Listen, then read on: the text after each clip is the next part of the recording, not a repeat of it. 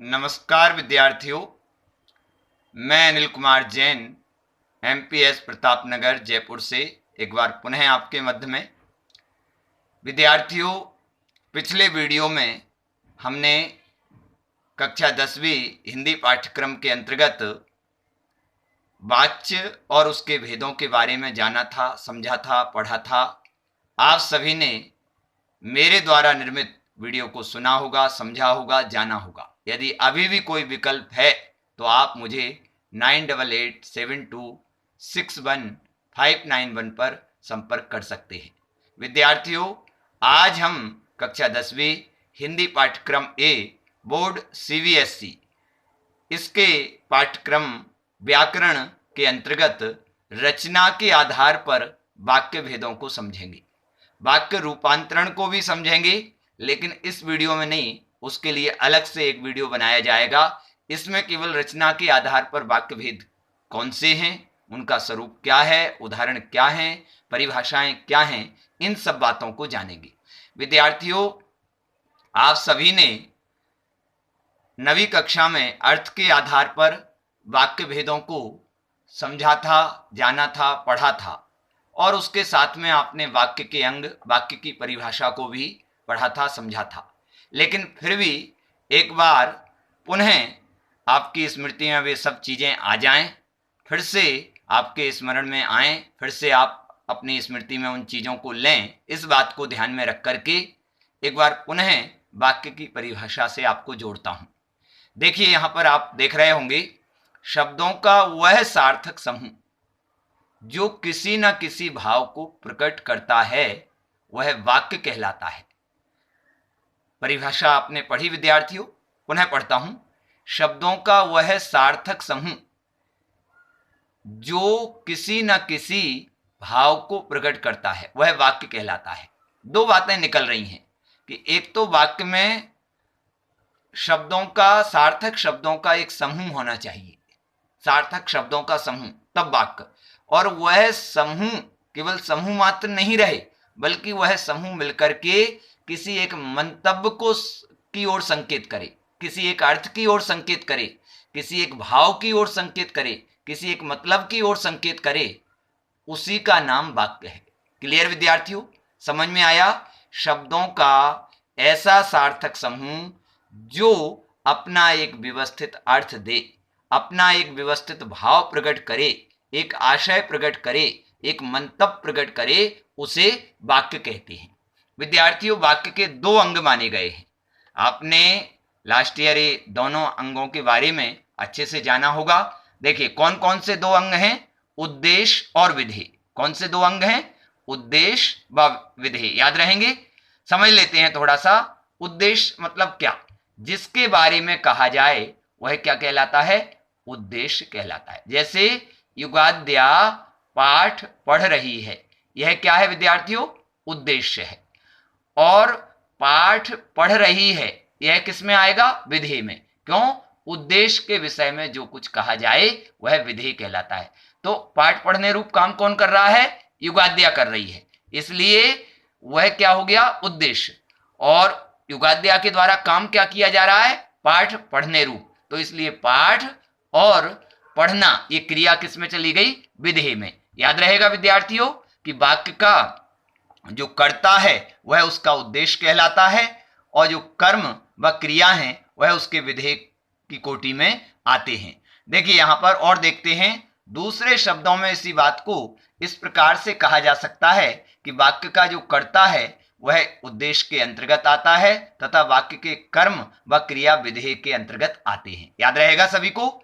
वाक्य का जो कर्ता है वह उद्देश्य के अंतर्गत आता है, तथा वाक्य के कर्म व क्रिया विधेय के अंतर्गत आते हैं। जैसे आध्या पाठ पढ़ रही है, राम विद्यालय जा रहा है, सीता ने गृह कार्य किया। अब इसमें राम, सीता, आध्या ये सब कर्ता हैं, तो ये क्या हो गए? उद्देश्य हो गए। और आध्या पाठ पढ़ रही है, तो ये पाठ पढ़ रही है क्या हो गया? विधेय के अंतर्गत आ गया। याद रहेगा विद्यार्थियों? चलिए आगे चलते हैं, हम आगे चलते हैं। वाक्य के भेद, वाक्य भेदों का विभाजन। आप लास्ट ईयर ही इस बात को जान चुके हैं। वाक्य भेदों का दो प्रकार से विभाजन किया गया है, एक अर्थ के आधार पर और एक रचना के आधार पर। अर्थ के आधार पर वाक्य विभाजन से तात्पर्य है कि जहां वाक्य के माध्यम से किसी एक सुनिश्चित अर्थ की ओर संकेत किया जाए, एक सुनिश्चित उस जाति के भाव की ओर संकेत किया जाए, वह क्या अर्थ के आधार पर वाक्य कहलाते हैं। मतलब उस वाक्य से किसी एक सुनिश्चित अर्थ की कनेक्टिविटी होती है, एक सुनिश्चित अर्थ का भावबोध होता है। निषेधवाचक वाक्य है, मैं विद्यालय नहीं जाऊंगा, तो यहां पर निषेधपरक अर्थ। तुम्हारा जीवन सफल हो, दूधो नहाओ पूतो फलो, यहां पर निश्चित रूप से इच्छावाचक वाक्य का पता चल रहा है। तो इस प्रकार से जहां जिस प्रकार का भाव अर्थ गर्भित हो, उस प्रकार का वह वाक्य वो अर्थ के आधार पर, रचना के आधार पर वाक्य, कि जहां विभिन्न प्रकार के समुच्चय बोधक अव्ययों का प्रयोग करके, संयोजक पदों का प्रयोग करके, जहां पर एक वाक्य के अतिरिक्त और भी अनेक वाक्य जुड़े हों, एक दूसरे पर निर्भर हों, वह क्या रचना के आधार पर वाक्य भेद कहलाते हैं। याद रहेगा, अर्थ के आधार पर रचना, रचना से तात्पर्य है कि निर्माण किया जाए, जहां पर कुछ संयोजक पदों को, समुच्चय बोधक पदों को, अव्यय पदों को जोड़ करके और उनका निर्माण किया जाता है, इसलिए वो क्या रचना के आधार पर। चलिए सबसे पहले हम जानते हैं अर्थ के आधार पर वाक्य भेद। वैसे आपने पढ़े हैं, लेकिन इनका हम एक बार प्रयोग कर लेते हैं, देख लेते हैं 8 प्रकार के भेद कौन से हैं। विधानवाचक, निषेधवाचक, प्रश्नवाचक, आज्ञावाचक, इच्छावाचक, संकेतवाचक, संदेहवाचक, विस्मयवाचक। याद रहेंगे, याद होना चाहिए। ऐसा नहीं कि अब 10वीं कक्षा में आ गए हैं तो 8 प्रकार के भेद अर्थ के आधार पर अब चलो भूल जाओ, क्या है, क्या लेना देना इनसे, नहीं, याद रखना है सभी को। विधानवाचक, निषेधवाचक, प्रश्नवाचक, आज्ञावाचक, इच्छावाचक, संकेतवाचक, संदेहवाचक, विस्मयवाचक। चलिए आगे बढ़ते हैं हम। विद्यार्थियों, हमारा जो मूल टॉपिक है रचना के आधार पर वाक्य भेद, ये 3 प्रकार के माने गए हैं। कितने प्रकार के माने गए हैं? 3 प्रकार के माने गए हैं। कौन कौन से हैं वो? सरल या साधारण वाक्य, संयुक्त वाक्य, मिश्र या मिश्रित वाक्य। विद्यार्थियों याद रखिए, सरल वाक्य तो व्याकरण की पुस्तकों में या अध्यापकों के द्वारा पढ़ाते हुए इसका अधिकांश प्रयोग किया जाता है, लेकिन साधारण और सामान्य वाक्य, इन दो को भी याद रखना है। ये कोई अलग नहीं है, यह सरल वाक्य के ही पर्याय पद हैं। सरल वाक्य कहें, साधारण वाक्य कहें या सामान्य वाक्य कहें, एक ही बात है। याद रहेगी बात। सरल वाक्य के ही 2 अन्य नाम कौन कौन से हैं? साधारण वाक्य और सरल वाक्य। याद रहेगा, साधारण और सामान्य वाक्य। चलिए दूसरा कौन सा है? संयुक्त वाक्य। तीसरा मिश्र या मिश्रित वाक्य। ये इस प्रकार से रचना के आधार पर 3 प्रकार के भेद माने गए हैं। याद रहेगा सभी को। रिपीट करूं एक बार, साधारण या सरल वाक्य जिसे सामान्य वाक्य भी कहते हैं, दूसरा संयुक्त वाक्य, तीसरा मिश्र या मिश्रित वाक्य। चलिए आगे चलते हैं। साधारण या सरल वाक्य को समझते हैं।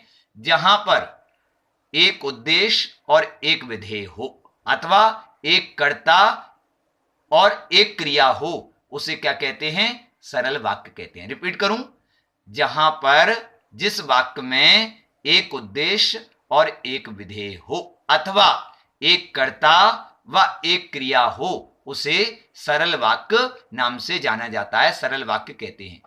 देखिए 2 बातें इसमें एक ही क्रिया होती है और जो मुख्य क्रिया होती है, इसमें उपवाक्य नहीं होते हैं। याद रखिए, इसमें उपवाक्य नहीं होते हैं। ये 2 बातें सरल वाक्य के संबंध में विशेष रूप से आपको याद रखना है। देखते हैं, राम गेंद से खेलता है, सरल वाक्य का प्रयोग है। एक उद्देश्य राम और गेंद से खेलता है, विधेय एक कर्ता, राम कर्ता हो गया, और एक मुख्य क्रिया खेलता क्रिया। तो इस प्रकार से राम गेंद से खेलता है। रावण तीनों लोकों का स्वामी बनना चाहता था। वह प्रतिदिन घर का कार्य करने के बाद भी समय पर कार्यालय पहुंचती है। और देखिए, इसमें एक विशेष बात यह आवश्यक नहीं कि सरल वाक्य छोटे ही होते हैं, वरन वे लंबे भी हो सकते हैं।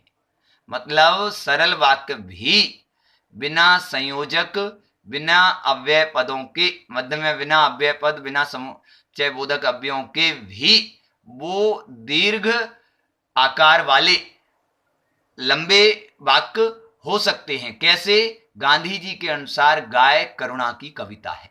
ये सरल वाक्य है। अब इसका मिश्र बनाएंगे तो गांधी जी ने कहा था कि गाय करुणा की कविता है। याद रखिए सभी। चलिए आगे चलते हैं विद्यार्थियों। सरल वाक्य के संबंध में क्लियर। संयुक्त वाक्य, संयुक्त के शब्द से ही पता चल रहा है विद्यार्थियों कि जुड़ा हुआ, दो वाक्य जहां पर जुड़े हों। तो संयुक्त वाक्य की परिभाषा को देखते हैं। वाक्य में दो या दो से अधिक, संयुक्त वाक्य में दो या दो से अधिक स्वतंत्र वाक्य योजक चिन्हों के द्वारा जुड़े रहते हैं, या ऐसा कहें भाषा में अपना स्वतंत्र अर्थ रखने वाले दो वाक्य जब विभिन्न प्रकार के समुच्चय बोधक अव्ययों से जुड़ जाते हैं तो उन्हें संयुक्त वाक्य कहते हैं। वो समुच्चय बोधक अव्यय कौन से? किंतु, परंतु, और, तथा, इसलिए, याद रहेंगे, या, अथवा, अन्यथा, अतः इत्यादि, याद रहेंगे। रिपीट करूं, दो स्वतंत्र वाक्य, दो ऐसे वाक्य जो भाषा में अपना स्वतंत्र अर्थ रखते हैं लेकिन विभिन्न प्रकार के समुच्चय बोधक अवयवों का प्रयोग कर देने से वो संयुक्त वाक्य का रूप ले लेते हैं। वो समुच्चय बोधक अव्यय कौन से हैं? किंतु, परंतु, और, तथा, इसलिए, या, अथवा, अन्यथा, अतः, याद रहेगा। देखिए विद्यार्थियों, आगे बढ़ते हैं। योजक शब्द समुच्चय बोधक अव्यय होते हैं, ये मैंने संकेत कर दिया। संयुक्त वाक्य के चार भेद। वैसे तो विद्यार्थियों आज तक पिछले 10 साल से लेकर अभी तक, पिछले 10 साल से मैं बोर्ड के पेपर देख रहा हूं, उसमें अभी तक इन भेदों के आधार पर कोई बात नहीं पूछी जाएगी। सीधी संयुक्त, भाई आया यदि इस प्रकार के समुच्चय बोधक अव्यय लग करके तो उसमें भेदों का उल्लेख नहीं, संयुक्त वाक्य है। ऐसा नहीं आएगा कि इसके अनुसार परिवर्तन, संयुक्त वाक्य में परिवर्तन करिए। लेकिन फिर भी नॉलेज की दृष्टि से आपको पता होना चाहिए। देखिए, संयोजक संयुक्त वाक्य, संयोजक संयुक्त वाक्य मतलब कि जहां दो कार्य व्यापारों को जोड़ने का कार्य किया जाए। दो कार्य व्यापार, मोहन पुस्तक पढ़ रहा है और सोहन खाना खा रहा है। गीता अपना गृह कार्य कर रही है और सीता घूम रही है। दो अलग अलग प्रकार के कार्य व्यापारों को जहां पर जोड़ा जाए वह संयोजक संयुक्त वाक्य।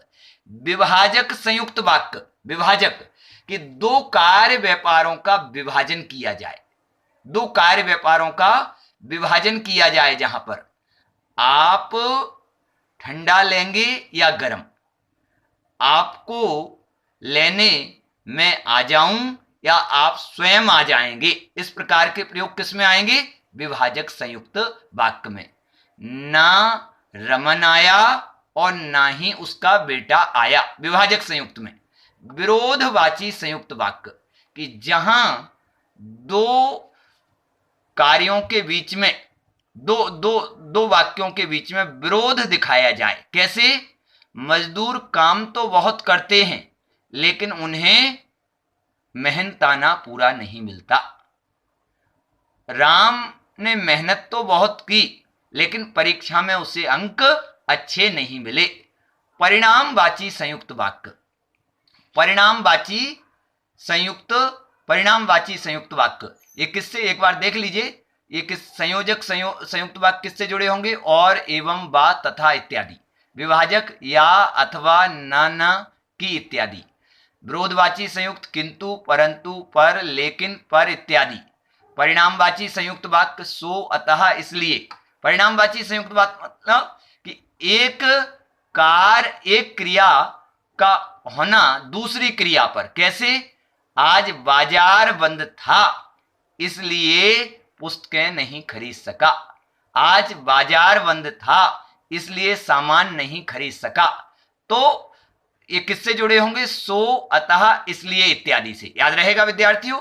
परिणामवाची कि जहां परिणाम दिखाया जाए एक वाक्य के नहीं होने का दूसरे वाक्य के माध्यम से, परिणाम स्थिति का संकेत। आज बाजार बंद था, एक स्थिति का संकेत, इसलिए पुस्तकें नहीं खरीद सका। आज बाजार बंद था इसलिए सामान नहीं खरीदा जा सका। याद रहेगा सभी को। देखिए आगे बढ़ते हैं हम। अब कुछ और सेंटेंस देख लीजिए। मुझे बुखार था इसलिए मैं विद्यालय नहीं जा सका। वह बाजार गया और उसने सामान खरीदा। मजदूर मेहनत करता है परंतु उसे लाभ नहीं मिलता। बादल घिरे तथा अंधेरा छा गया। मैंने उसकी बहुत प्रतीक्षा की किंतु वह नहीं आया। आप ठंडा लेंगे या गर्म? इस प्रकार के कई प्रयोग बनते हैं संयुक्त वाक्य में। याद रहेगा सभी को। संयुक्त वाक्यों में कभी कभी अव्यय शब्दों का लोप भी किया जाता है, जैसे क्या सोचा था क्या हो गया। अब यहां पर और लगता है यदि अल्प विराम का प्रयोग अलग कर देते तो, और को अलग किया तो अल्प विराम का प्रयोग हो गया। क्या सोचा था और क्या हो गया। लेकिन अल्प विराम का और का प्रयोग अलग कर देने से यहां पर अल्प विराम चिन्ह का प्रयोग हो गया। चलिए आगे।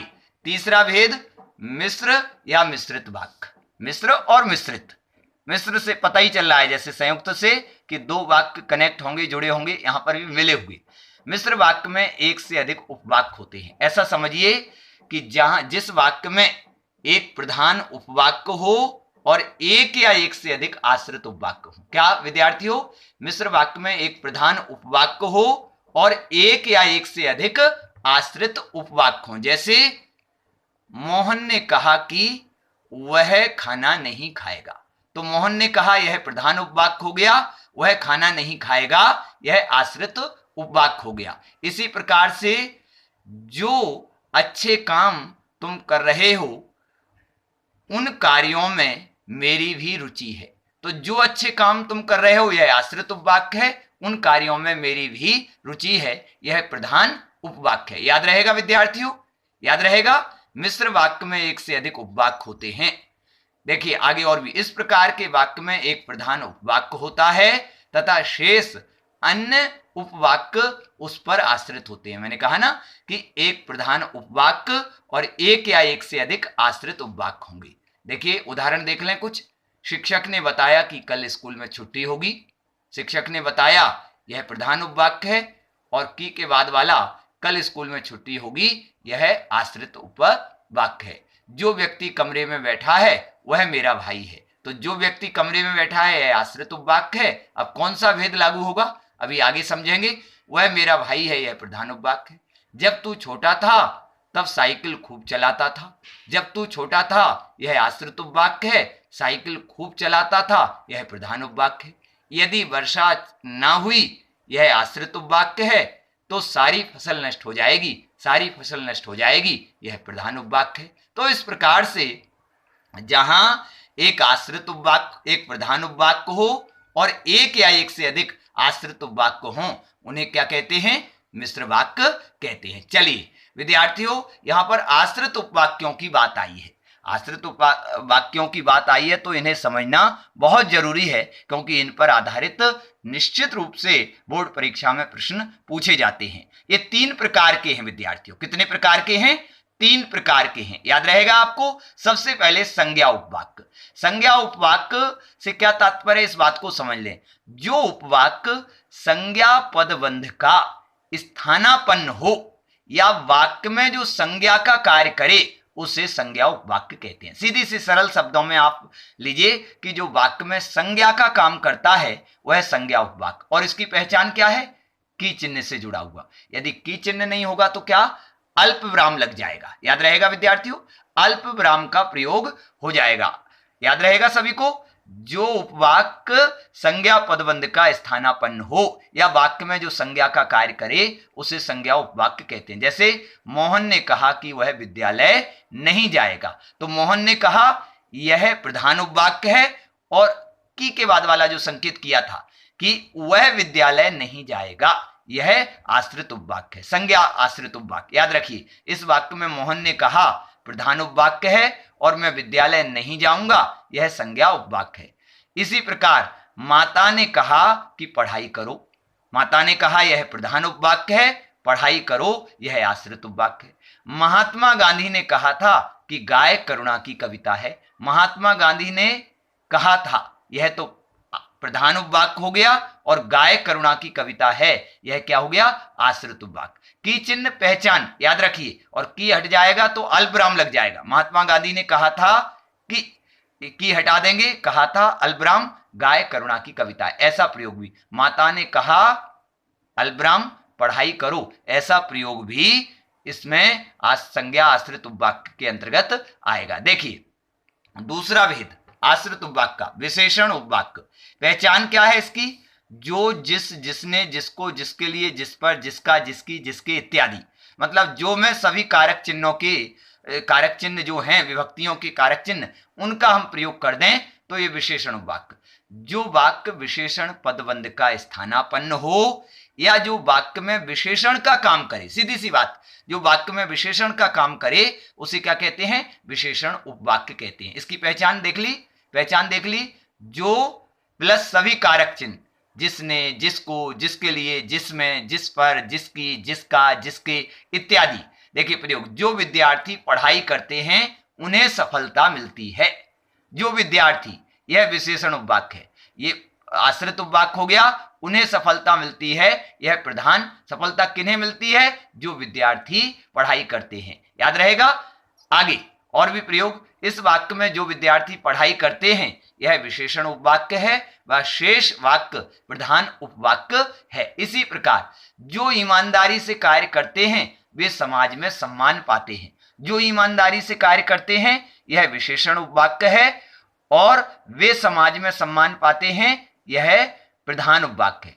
जो प्रातःकालीन भ्रमण करते हैं वे स्वस्थ रहते हैं। जो प्रातःकालीन भ्रमण करते हैं यह विशेषण उपवाक्य है, वे स्वस्थ रहते हैं, यह प्रधान उपवाक्य है। याद रहेगा विद्यार्थियों, ये दो भेद अपन ने किए। तीसरा भेद है क्रिया विशेषण उपवाक्य।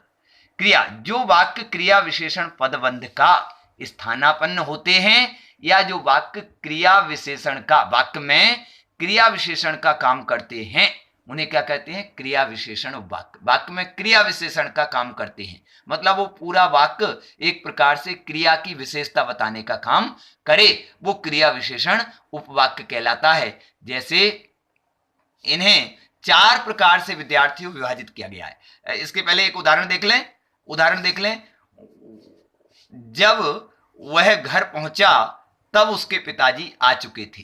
जब मैं घर से बाहर निकला तब बारिश प्रारंभ हो चुकी थी। जैसे ही मैं विद्यालय पहुंचा वैसे ही प्रार्थना सभा प्रारंभ हो गई। ये सभी वाक्य किसके अंतर्गत आते हैं, क्रिया विशेषण उपवाक्य के अंतर्गत, क्रिया विशेषण मिश्र वाक्य के अंतर्गत इन्हें समझना। देखिए हम इनका 4 प्रकार से विभाजन किया गया है विद्यार्थियों, 4 प्रकार से। कौन कौन से, कालवाचक क्रिया विशेषण उपवाक्य, ये किससे जुड़े होंगे, जब तब से। अब इनकी पहचान, ये एक प्रकार से मंत्र हैं ये चीजें, जब तब जिसको क्लियर हो गया माइंड में वो इसको पहचानने में भूल नहीं करेगा, और जब तब ये चीज क्लियर नहीं है तो निश्चित रूप से कहीं ना कोई मिस्टेक, कहीं ना कहीं मिस्टेक होने वाली है। इसलिए कालवाचक क्रिया विशेषण उपवाक्य इसकी पहचान जब तब से जुड़े होंगे। कैसे, जब मैं रेलवे स्टेशन पहुंचा तब गाड़ी निकल चुकी थी। जब मैं विद्यालय पहुंचा तब प्रार्थना सभा प्रारंभ हो गई थी। इसी प्रकार से जब मैं घर से बाहर निकला तब बारिश प्रारंभ हो चुकी थी। तो इस प्रकार के प्रयोग, जब मैं रेलवे स्टेशन पहुंचा यह कालवाचक क्रिया विशेषण उपवाक्य है, तब गाड़ी निकल चुकी थी यह प्रधान उपवाक्य है। दूसरा भेद है स्थानवाचक क्रिया। इसकी पहचान क्या है, जहां तहां से जुड़े होंगे। जहां से जुड़ा हुआ वह आश्रित उपवाक्य, और तहां या वहां से जुड़ा हुआ वह प्रधान। ऐसे ही इस कालवाचक में जब से जुड़ा हुआ वह आश्रित उपवाक्य, और तब से स्टार्ट हो रहा वह प्रधान उपवाक्य। याद रखिए सभी।